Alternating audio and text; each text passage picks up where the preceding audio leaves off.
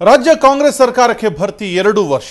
ಈ ಅವಧಿಯಲ್ಲಿ ಹಲವು ತೊಡರುಗಳನ್ನು ಸಿದ್ದರಾಮಯ್ಯ ನೇತೃತ್ವದ ಸರ್ಕಾರ ಕಂಡಿದೆ. ಹಾಗಿದ್ರೆ 2 ವರ್ಷಗಳಲ್ಲಿ ಈ ಸರ್ಕಾರದ ಸಾಧನೆ ಏನು, ಈ ಸರ್ಕಾರದ ಆಕ್ಟಿವ್ ಮಿನಿಸ್ಟರ್ ಯಾರು ಅನ್ನುವಂತಹ 5 ಪ್ರಶ್ನೆಗಳನ್ನು ಸುವರ್ಣ ನ್ಯೂಸ್ ಎಲ್ಲ ಪಕ್ಷದ ನಾಯಕರನ್ನ ಕೇಳಿದೆ.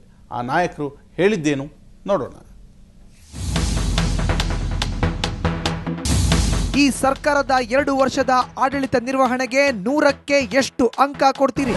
ಇದು ಪಾಸ್ ಮಾರ್ಕ್ಸ್ಗೂ ಇವತ್ತು ರೀಚ್ ಆಗ್ತಕ್ಕಂಥದ್ದು ಜನತೆ ಭಾವನೆಯಲ್ಲಿ ಕಷ್ಟ ಆಗ್ಬೋದು ಅನ್ನೋದು ನನ್ನ ಅಭಿಪ್ರಾಯ.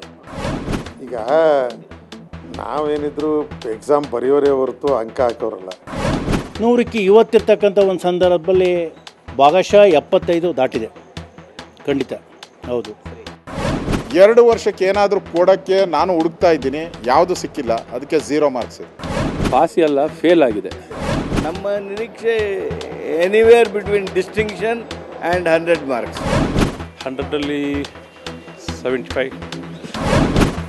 100 ಮಾರ್ಕ್ಸ್, ತಮ್ಮ ಪ್ರಕಾರ 100 ಮಾರ್ಕ್ಸಿಗೆ ನಾನು 85 ಮಾರ್ಕ್ಸ್ ಕೊಡೋಕ್ಕೆ ಇಷ್ಟಪಡ್ತಾ ಇದ್ದೀನಿ.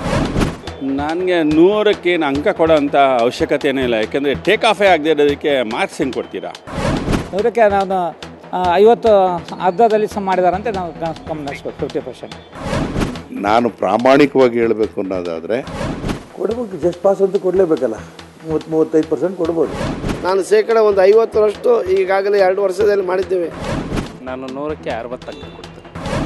ಮೈ ಡಿಪಾರ್ಟ್ಮೆಂಟ್ಲಿಂದ 100% ಮಾರ್ಕ್ಸ್, 100 ಮಾರ್ಕ್ ಕೊಡ್ತಿದ್ದೀವಿ ನಾವು. ನಮ್ಮ ಫುಲ್ಲು 15 ಕ್ರಾಸ್ ಅಂತೂ ಆಗೋದಿಲ್ಲ. ನಮ್ಮ ರಾಜ್ಯದಲ್ಲಿ ಆಡಳಿತ ನಡೆಸೋ ಸರ್ಕಾರ ಕರ್ನಾಟಕ ರಾಜ್ಯದ ಸರ್ಕಾರ ಅಂತ ನಾನು ಗ್ರೇಸ್ ಮಾರ್ಕ್ಸ್ ಕೊಟ್ಟು ಪಾಸ್ ಮಾಡ್ತೀನಿ.